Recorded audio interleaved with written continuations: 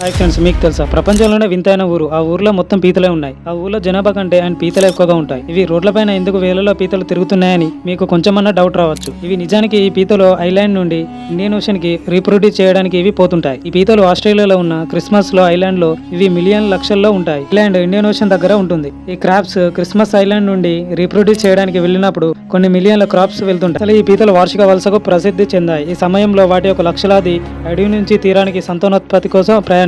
ఈ క్రిస్మస్ దీపంలో 40 నుంచి 50 మిలియన్లలో రెడ్ క్రాప్స్ పీతలు ఉన్నాయని అంచనా వేశారు. వెళ్ళడానికి భారీ వర్షాకాలంలో సాధారణంగా అక్టోబర్ నుండి డిసెంబర్ వరకు ఇవి మొదటి వర్షాల తర్వాత అధిక సంఖ్యలో ఇవి సమానంగా గుడ్లు పెట్టడానికి తీరానికి వెళ్తుంటాయి. ఈ పీతలు తమ గుడ్లను సముద్రంలో వదులుతాయి. ఆ తర్వాత అవి లార్వాలోకి పొదుగుతాయి. ఆ లార్వా భూమికి తిరిగి వచ్చేటప్పుడు పీతలు అభివృద్ధి చెందుతాయి. సంతానోత్పత్తి సమయంలో ఇవి రోడ్లపైన కొన్ని వేలలో పీతలు చనిపోతాయి. దీని కారణంగా అక్కడి గవర్నమెంట్ దీనికి ఒక సొల్యూషన్ తీసుకువచ్చి ఈ క్రాప్స్ కోసం ఒక బ్రిడ్జ్ ని కూడా కట్టారు. ఈ బ్రిడ్జ్ ని క్రాప్స్ క్రాసింగ్ బ్రిడ్జ్ అని పిలుస్తారు. ఈ బ్రిడ్జ్ తో అవి ఈజీగా సంతానోత్పత్తికి వెళ్తుంటాయి.